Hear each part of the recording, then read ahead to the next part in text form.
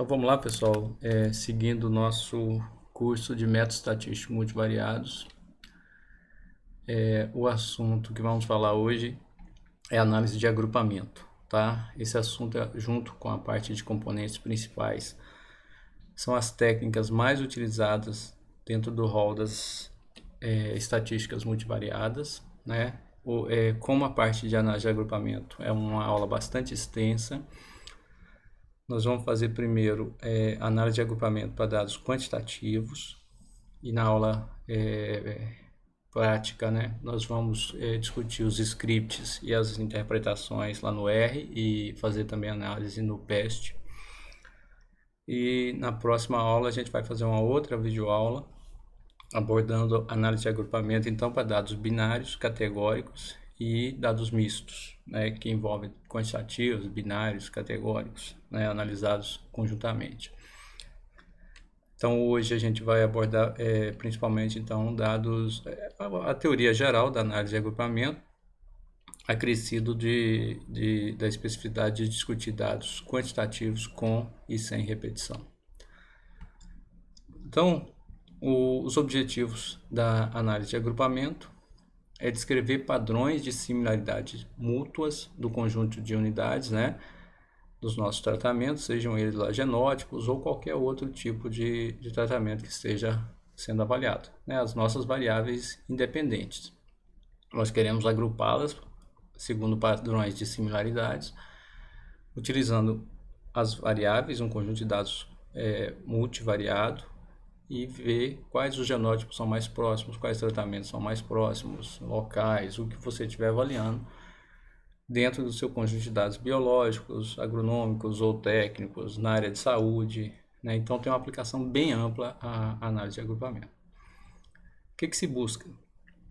Se busca máxima homogeneidade dentro dos grupos formados e máxima heterogeneidade entre os grupos formados.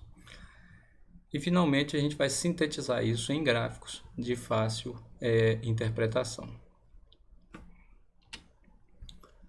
Então, partindo-se de um conjunto de dados multivariados, então aqui são dados médios, né? A gente tem aqui o nosso tratamento, no caso são genótipos, que vai de A a I. E nós temos as nossas variáveis aqui, altura, diâmetro, matéria seca, produção e Brix. Isso aqui é um conjunto de dados de cana-de-açúcar. Então, são variedades de cana-de-açúcar.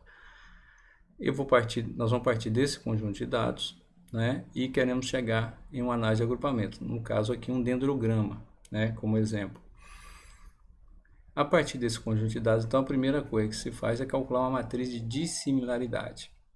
Essa matriz de dissimilaridade, então, a dimensão dela vai ser o número de tratamentos, aqui o número de genótipos, no caso aqui o número de variáveis de A a I. Na diagonal vai ter a dissimilaridade do tratamento com ele mesmo, A com A, B com B, C com C, então é zero, e fora os pares de distância. Isso aqui vai ser subsídio para formar o nosso dendrograma. Existem medidas como bootstrap, AU e correlação cofenética que são importantes para definir ponto de corte ou nível de sustentação dos nós e, no caso, a correlação cofenética, definir a consistência do dendrograma em representar a variação do nosso conjunto de dados original. Então, o dendrograma a gente já viu no slide anterior, a gente vai detalhar isso aqui, mas a gente tem métodos de otimização também, como por exemplo aqui o método de Toché, né? Então, esses métodos, eles não formam esses gráficos em formas de árvore, né?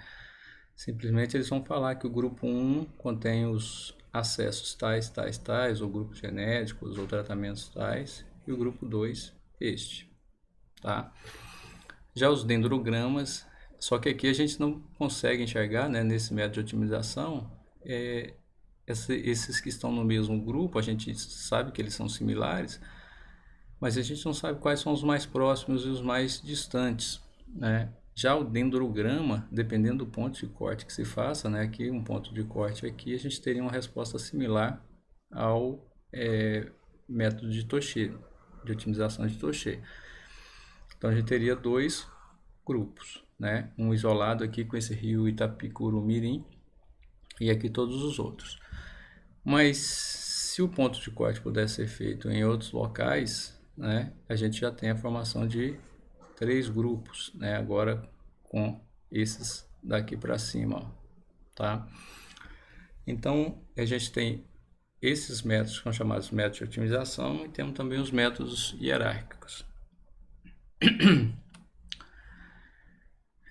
A análise de variáveis canônica e na análise de componentes principais também, nesses gráficos de dispersão, eles permitem enxergar um certo agrupamento, né? Esse aqui é uma análise de componentes principais, plotado o componente principal 1 e 2.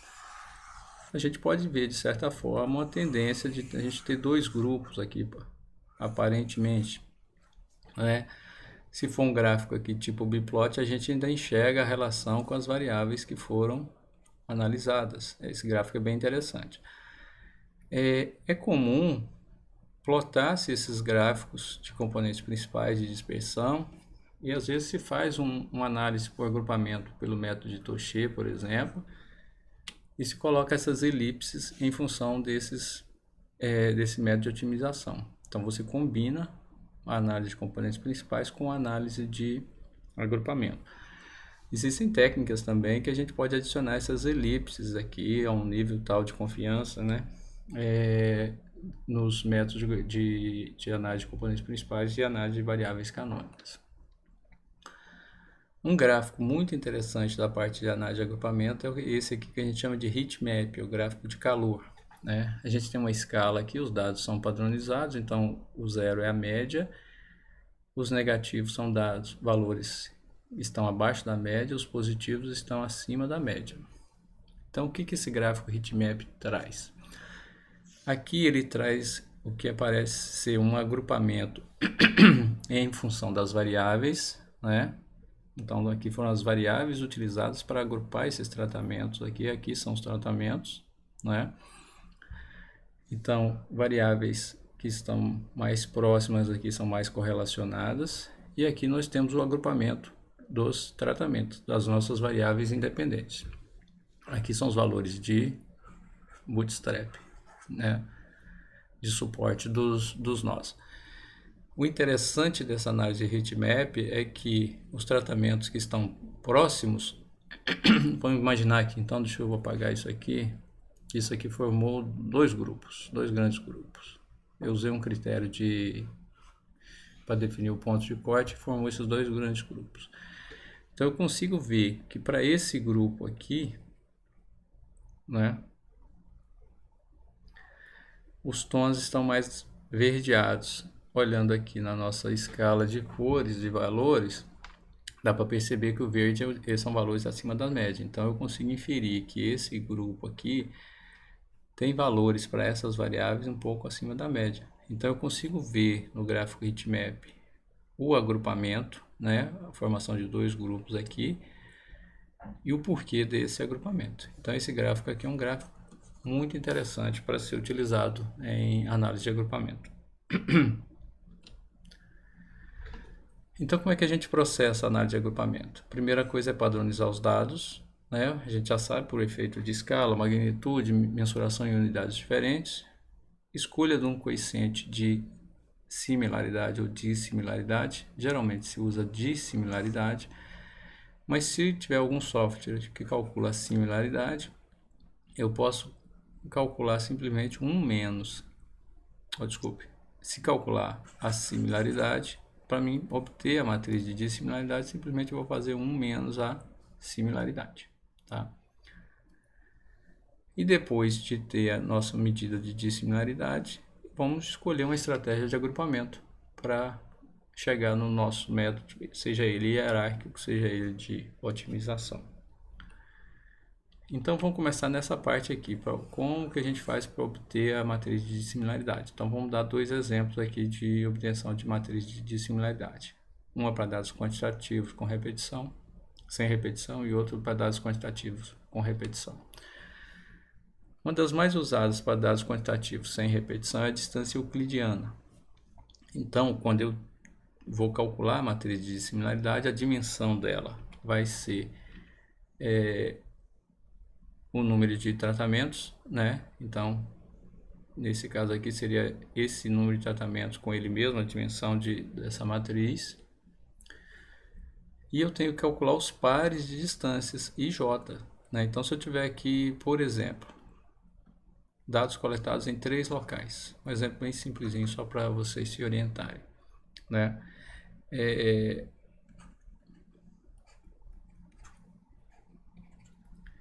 Então, a minha matriz aqui, ela teria na diagonal a distância dela, do local com ele mesmo seria 0, e aqui os pares de distância, 1 com 2, 1 com 3, 2 com 3. Essa que seria a dimensão. Então, eu tenho que calcular a distância 1 com 2, 1 com 3. São o quê? São os pares de distâncias que eu tenho que calcular. Então, a distância IJ, ela vai ser dada por raiz quadrada de, para cada variável, para a variável 1 e 2, o desvio entre I e J, o par I e J. Para a variável 2, mesma coisa. Para a variável P, mesma coisa. Esses valores elevados ao quadrado e somados. Tá? Então, essa é a distância euclidiana. Se eu quiser a distância euclidiana média, simplesmente eu vou dividir isso pelo número de variáveis que eu somei aqui. Eu somei aqui de 1 a P, eu vou dividir por P variáveis. Essa distância euclidiana média tem a vantagem dela não inflar com o aumento do número de variáveis, né? Como a distância euclidiana. Tá? Aqui um exemplo numérico. Então, imagine que eu tenho 6 genótipos avaliados para as variáveis y1, y2 e y3. A dimensão da matriz, então, vai ser 6 por 6. E eu tenho que calcular todos os pares de distâncias. Então, vamos começar aqui com 1 e 2. Né? Então, o recorte seria esse aqui. Pronto. Então, vai ser o que? Os pares de distâncias entre as variáveis 1 e 2. Então, eu tenho aqui 1 menos 1,20 menos 0,60. Então, é o valor da variável no genótipo 1 menos o valor da variável no genótipo 2 elevado ao quadrado.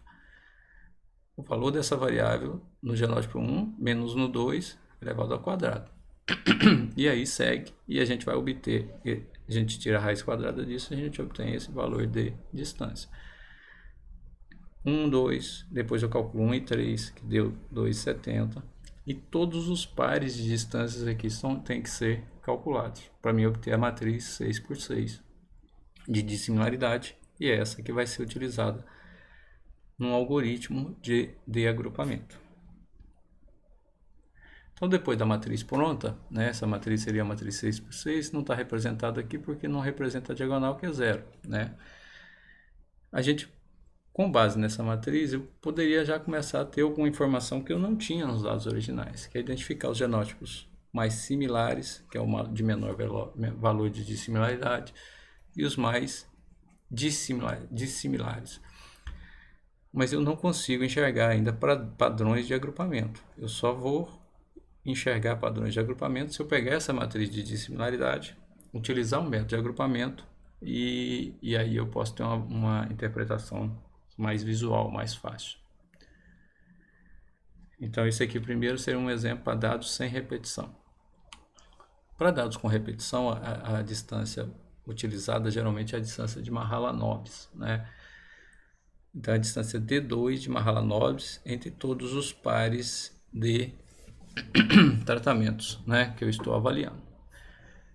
Ela então é um método matricial, envolve um vetor linha que multiplica essa matriz núcleo invertida, que multiplica esse vetor coluna. Esses vetores, né, eles são exatamente o que aparece aqui na distância de Mahalanobis, as diferenças, as distâncias entre os pares, entre os dois tratamentos que eu estou avaliando, né? E depois eu vou ter esse vetor linha e vetor coluna. E essa matriz núcleo é a matriz de variâncias e covariâncias residuais, já que eu tenho dados com repetição e eu posso, então, conseguir estimar esses resíduos. Então, a matriz núcleo é a matriz de variâncias e covariâncias. Na diagonal, variâncias, né? Essa aqui é diferente da matriz de dissimilaridade. A dimensão da dissimilaridade é o número de tratamentos. A dimensão da matriz de variâncias e covariância é o número de variáveis, que tem na diagonal as variâncias, que são os quadrados médios do resíduo, e fora da diagonal as covariâncias, que são os produtos cruzados médios do resíduo. Então vamos lá. Imagine então que a gente tem 6 genótipos. Eu quero obter a matriz de variâncias e uma matriz de dissimilaridade. Então a matriz de dissimilaridade vai ter a matriz de dissimilaridade, ela vai ter uma dimensão de 6 por 6. A matriz de variâncias e covariâncias residuais, que vai compor aquele núcleo, que é aquele tal, né? Ela vai ter uma dimensão de 3 por 3. Aqui está ilustrando os dados médios, mas com os dados com repetição já foi obtida aqui a matriz de variâncias e covariâncias, né? Que foi aquela mostrada anteriormente aqui. O vetor linha e coluna, como é que ele vai ser obtido? Se eu estou calculando a distância entre 1 e 2, eu tenho que calcular todos os pares de distância. Vai ser a diferença para a primeira variável entre 1 e 2, 12,17 menos 10,63. Dá esse valor aqui. Para a segunda variável, dá esse valor aqui. Para a terceira variável, dá esse valor aqui. Esse vetor ele vai ser transposto, usado como linha e usado como coluna, e multiplicar essa matriz núcleo, que tem a dimensão 3 por 3 aqui de variâncias e covariâncias. Então esse é o método de se obter a distância de Mahalanobis, a matriz de dissimilaridade D2 de Mahalanobis. Então aqui está o vetor linha, aqui está a matriz núcleo, que é essa aqui, e aqui está o vetor coluna. Fazendo os cálculos, as multiplicações de matrizes aqui, a gente obtém um valor ali de 58. Essa é somente a distância 1, 2, né? Então, como se fosse aqui, 1, 2, 3, 4, 5, 6. Na diagonal, a distância dele com ele mesmo é tudo 0, e aqui a distância 1, 2, que acabamos de calcular. Tem que calcular todos os pares de distâncias, né? E aí a gente vai ter a nossa matriz de dissimilaridade. Essa aqui, então, vai ser subsídio para usar um algoritmo de agrupamento e obter um dendrograma ou uma tabela de agrupamento por um método de otimização. A questão agora é o seguinte: como é que, partindo então dessa matriz de dissimilaridade, eu chego, por exemplo, num gráfico deste de dendrograma? Então a gente tem essa estratégia de agrupamento, temos os métodos hierárquicos e de otimização, né? Entre os métodos hierárquicos, então é muito comum esse método aqui, é muito utilizado, chamado UPGMA, né?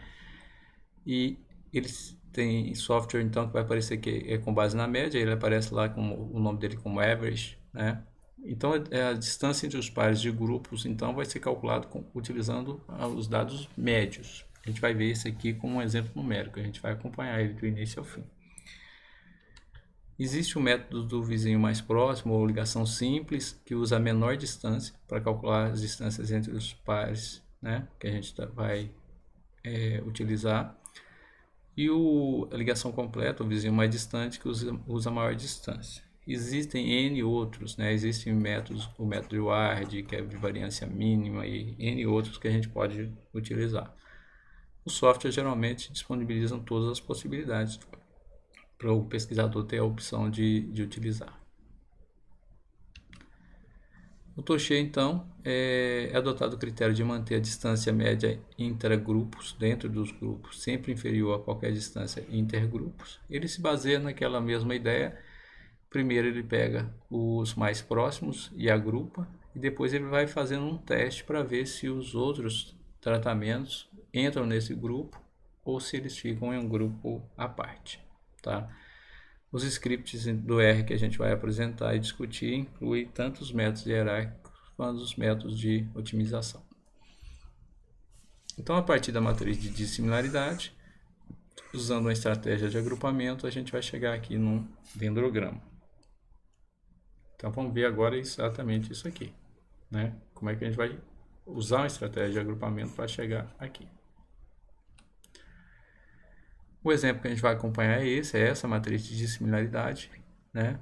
E a gente tem 6 tratamentos aqui. E a gente quer saber, com base nessa matriz, quem está junto. A gente já está vendo aqui, né? Que ficou aqui o 4 e o 5 mais próximos. Eles estão aqui num valor de distância pequenininho, ó, menor do que 1, né? Na verdade, esse valor é um valor 0,83, tá vendo? Aqui são os mais próximos, né? Mas a gente consegue enxergar aqui quem está junto, se é o 2 com 1, 3 com 3, a gente já vê aqui que depois que está pronto, né? Mas como é que a gente chega nisso aqui, tá? E quais os links aqui dos grupos depois formados? Se é o 4 e 5 com 6 ou se é o 4 e 5 com 1 e 2, né? Isso aqui que a estratégia de agrupamento faz, partindo da matriz de dissimilaridade para a gente chegar aqui no nosso método de agrupamento. Então, o método aqui que a gente vai explicar é o UPGMA. Primeira coisa, então, ele parte dos pares que tem a menor distância. Então, dá para a gente ver aqui que é o 4 e 5, que é 0,83. Então, 4 e 5 já vão estar juntos. 4 e 5 tá junto aqui, ó, a gente não sabe disso aqui. A gente só sabe disso aqui por enquanto, tá? 4 e 5 tá juntos. Se a gente fizer uma extrapolação, esse aqui aparece nesse eixo do dendrograma, é a distância nesse valor aqui de 0,83. Por enquanto, a gente só sabe disso aqui. A gente não tem ideia dessa parte aqui, tá? Então, o método baseia, então, começar na menor distância, agrupá-los. E depois, como o 4 e 5 vão estar juntos, a gente vai ter que eliminar as colunas 4 e 5 e as linhas 4 e 5 e substituir agora pelos valores, no caso a gente vai usar o PGMA, que são os valores médios, substituir pelas distâncias médias do 4 e 5 em relação a todos os outros grupos, tá? Essa que é a estratégia do método chamado UPGMA, que é baseado na média, né? Se fosse o vizinho mais próximo, ele ia substituir essa distância 4, 5 em relação aos outros tratamentos pela menor distância. Se fosse o vizinho mais distante, ele ia substituir esse valor pela maior distância, né? E cada método de agrupamento, então, ele vai ter uma filosofia, né? Uma estratégia de poder ir fazendo os links entre os agrupamentos. Então, se estivesse fazendo na mão, você eliminaria linhas e colunas, e agora esses valores, do 4 e 5 agora, em relação aos outros genótipos, vão ser substituídos pelos dados médios. Então, 4 e 5 agora eu tenho que calcular a distância entre ele em relação aos outros tratamentos, ao 1, ao 2, ao 3 e ao 6. Do 4 e 5 em relação a 1 vai ser 4 em relação a 1, né? E 5 em relação a 1. O 4 em relação a 1, se eu pegar aqui, ó, 4 e 1, ele tem uma distância de 3. Tá aqui. O 5 em relação a 1 tem uma distância de 3 e 10. Tá aqui. A média de 3 e 3 e 10 é 3,05. Então, entre o 4 e 5 e o genótipo 1, vai aparecer na nova matriz de agrupamento a distância média, que é 3,05. Tá? Então, eu vou reestruturar essa matriz substituindo pelos valores médios. Assim também é feito para os outros, tá?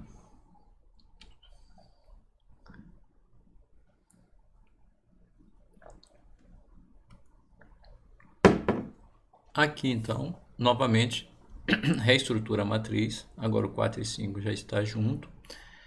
Eu vou olhar a menor distância. A menor distância, então, está achurada aqui já, que é 1,50. É entre 1 e 2. Isso indica, então, que 1 e 2 vão estar juntos. Tá? Em que distância? 1,50. Né? Então, se a gente pegar aqui 1 e 2 estão juntos a essa distância 1,50. Mas esse aqui eu já sei, esse aqui eu já sei. Esse aqui eu não sei ainda e nem sei esses links aqui, ó. Não tenho ideia deles. Mas como eu sei, então, que 1 e 2 vão estar juntos, eu tenho que eliminar colunas, né, e linhas 1 e 2 e substituir pelos dados médios, tá? Porque a coluna 1 está aqui, né? Então agora 1 e 2 vai estar junto. Eu tenho que calcular a distância de 1 e 2 em relação aos outros tratamentos, em relação ao 3, em relação ao 4 e 5 e em relação ao 6. Então, em relação ao 3 vai ser o quê? 1 com 3 e 2 com 3. Pega o valor médio. Agora eu já tenho um grupo 4 e 5. Eu tenho que calcular a distância do 1 e 2 em relação ao 4 e 5. Então vai ser 4 e 5 em relação a 1 e 4 e 5 em relação ao 2, né? Que vai dar 2,74. E da mesma forma eu faço isso aqui. Remonto a minha matriz. Agora a matriz já tem o 4 e 5 juntos, já tem 1 e 2 juntos, né? Eu vou identificar de novo a menor distância. A menor distância é 1,85 entre 3 e 6. Opa, então 3 e 6 está junto. Em que distância? 1,85. Então se a gente fizer uma aqui, está menor que 2 aqui, 1,85. Agora eu já sei todos os links aqui, né? 4 com 5. Desculpa, não sei os links. Eu sei os grupos iniciais. 4 com 5, 3 com 6, 2 com 1. Mas eu não sei ainda esses links aqui, ó. Né? Então, é o que é a próxima etapa. Da mesma forma, então, já que eu identifiquei que o 3 e 6 está junto, eu vou eliminar linhas e colunas e substituir pelos dados médios. Que aqui deu 2,65, 2,45. Né? O 3 e 6 em relação ao grupo 1 e 2 já formado, o 3 e 6 em relação ao grupo 4 e 5 já formado. Agora, eu refaço a matriz, né? Eu tenho lá grupos formados. 1 e 2, 4 e 5, 3 e 6. É como se eu tivesse isso aqui solto, fosse umas pecinhas de quebra-cabeça. Eu quero saber se esse linka com esse, ou esse linka com esse, ou esse linka com esse. É essa a pergunta. Como é que eu encontro isso? Eu vou pegar a menor distância. A menor distância é entre 3 e 6 e 1 e 2. 3 e 6, 1 e 2 na distância 2,45. Então eu vou lá e vou fazer um link aqui nesse 3 e 6 com 1 e 2. Tá? 3 e 6. Desculpa, 3 e 6 com 4 e 5. Eu fiz aqui o link errado, deixa eu limpar aqui. A menor distância é 4 e 5 e 3 e 6. 4 e 5 está aqui, 3 e 6 está aqui. Então, seria isso aqui, né? 4 e 5 com 3 e 6 na distância 2 e 45. Então, mais ou menos aqui, ó. Um pouquinho abaixo de 2,5. Então, agora eu já sei o primeiro link. É como se eu não soubesse essa parte aqui, ó. Mas essa parte aqui eu já consegui ter o meu primeiro link do dendrograma. Mesma forma, elimino linhas e colunas e agora eu já vou ter esse grupão formado aqui, né? E remonto a minha matriz, eu vou ter aqui esse grupão formado ao 3 e 6 e 4 e 5, né? E ele, obviamente, ele vai ter que, o único que tem, sobrou foi 1 e 2, 2 e 1, né? Ele vai fazer o link com 1 e 2, mas aqui distância, né? 2,695, que é esse valorzinho aqui, ó. Um pouco acima de 2,5 aqui, menor que 3. Aí eu consegui linkar todos os ramos e eu tenho o meu dendrograma, tá? Então isso aqui é um exemplo para vocês terem de como a gente faz essa análise de agrupamento à mão. Óbvio que a gente não faz isso, quem faz isso são softwares, mas esse entendimento aqui é muito interessante que vocês tenham. O dendrograma pronto, é interessante aqui que a gente inclua aqueles valores de suporte nos nós, que a gente obtém via bootstrap, né? A gente pode usar também aquele valor de AU. e que a gente inclua um valor de coeficiente de correlação cofenética, que vai avaliar o grau de confiabilidade desse dendrograma, o quanto que ele reflete daquela informação original contida no nosso conjunto de dados. A gente vai abordar na aula presencial ou remota, fazendo as análises, né? Esses dados sem repetição, então a gente vai rodar isso aqui no R e interpretar, né? O dendrograma desse conjuntinho de dados de variedades de cana-de-açúcar é esse aqui. Observe que a gente tem aqui em verde os valores de bootstrap, em vermelho os valores de AU.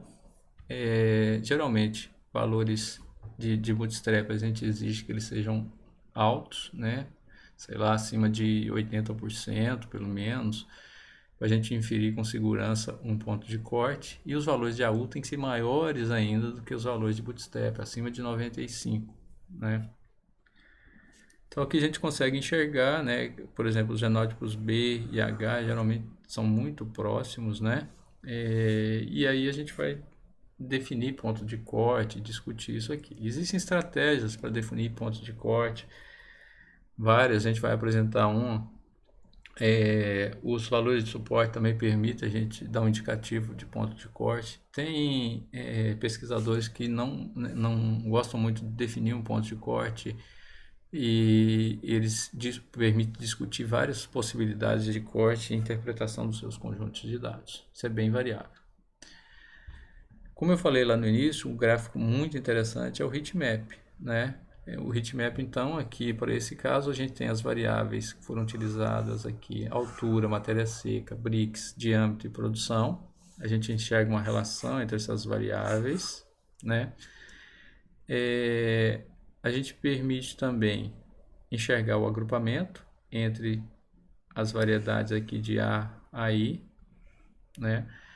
Com os valores de bootstrap e AU, a gente pode definir um ponto de corte, ou usando uma outra estratégia de definir pontos de corte, e a gente enxerga para determinado agrupamento, né? Imagine lá então que a gente definiu um ponto de corte que formaram dois grupos, vou chutar aqui, como se fosse esse. Então a gente consegue enxergar o porquê que esse DH e aqui está no mesmo grupo, né? Em função dos maiores ou menores valores das variáveis dados aqui dentro dos quadradinhos em função da nossa escala de cores. Aqui foi colocado os valores positivos, são os tons mais avermelhados. Dá para a gente ver que essa parte aqui está mais avermelhada do que essa parte aqui, né? Talvez o ponto de corte fosse aqui, depois a gente tem que ver o ponto de corte direitinho, né? E esse grupo aqui, eles têm valores menores para as variáveis. Eu quero saber para qual variável, eu tenho que olhar na coluna da variável. Para a produção, então, o maior valor aqui para esse genótipo D, essa variedade D. Ela também tem grandes valores para diâmetro, né? Brix dela aqui está um pouco acima da média também. A matéria seca é muito próxima da média e ela é alta. Parece ser um genótipo altamente produtivo, né? Embora essa aqui tenha um teor de açúcar muito maior, mas em comparação com os outros, o teor de açúcar dela também é grande, né? Então a interpretação do bootstrap é mais ou menos nesse sentido.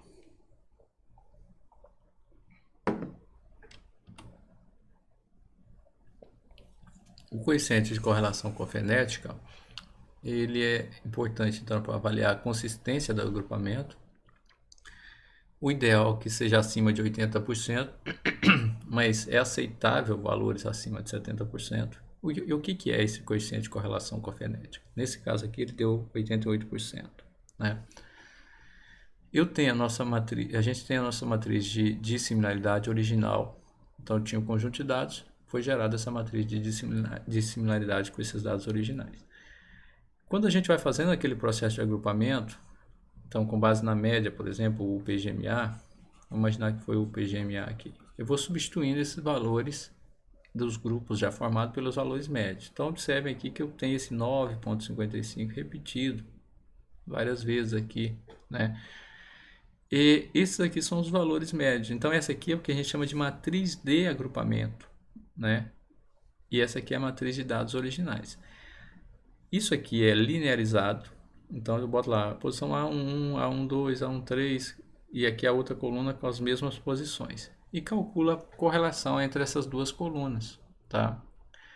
E a correlação dessas duas colunas vai dar esse valor de coeficiente de correlação cofonética, importantíssimo então para avaliar a consistência do agrupamento. Geralmente os revisores das teses, dissertações, TCCs vão cobrar se você fizer uma análise de agrupamento e não incluir a coeficiente de correlação cofonética, tá? O bootstrap, ele é uma medida de é feito um processo de reamostragem com reposição, né? E ele vai ajudar a gente ter esses valores de suporte dos nós. Então imagine o seguinte: o exemplo aqui não é com dados quantitativos, né, mas é com dados de marcadores moleculares, mas é muito ilustrativo. Então imagine que eu tenho a minha matriz de dissimilaridade dos meus quantos tratamentos aqui? 10 tratamentos, aqui 1 a 10, né? As variáveis aqui nesse exemplo são marcadores moleculares, mas poderiam ser lá nossas variáveis quantitativas, né? Eu tenho 9 variáveis aqui, 10 tratamentos. Eu pego as minhas variáveis, que são os locos aqui desses marcadores, e gero um dendrograma, tá? E eu peço lá 10.000 reamostragens via Bootstrap. A primeira reamostragem, então, o software vai pegar e vai sortear, né? Ele sorteou o primeiro marcador, foi o 2. Repôs, né? Como se você tivesse uma caixinha aqui e estão lá esses 10 marcadores. Peguei o primeiro, peguei o 2. Repus ele aqui. Peguei de novo, peguei o 2. Repus ele. Aí saiu 3. Repus, saiu 4. Aí depois saiu 5. 3 vezes saiu 9. Com esses dados agora, é feito, usado o algoritmo de agrupamento e feito um dendrograma, tá? Essa é a primeira matriz de Bootstrap, o primeiro dendrograma de Bootstrap. E isso é feito 10.000 vezes, né? Pode usar 1.000, pode usar 5.000, né? Depende do trabalho que você está fazendo. E esses 10.000 dendrogramas, então, eles são comparados, gerando um dendrograma consenso, né? E o valor de suporte, o 100%, quer dizer que a essa altura aqui, nesse primeiro nó, que é o nó com mais segurança, todo mundo num grupo só aqui, apareceu 100% das vezes, depois 93%. Então esses valores de suporte são obtidos dessa forma aqui. Então a gente pode usar tanto o Bootstrap quanto o AO. A gente vai fazer na aula prática também a análise de agrupamentos no PEST, vamos fazer no PEST e no R, né? E é basicamente isso. Os detalhes das análises a gente vai discutir lá na aula presencial.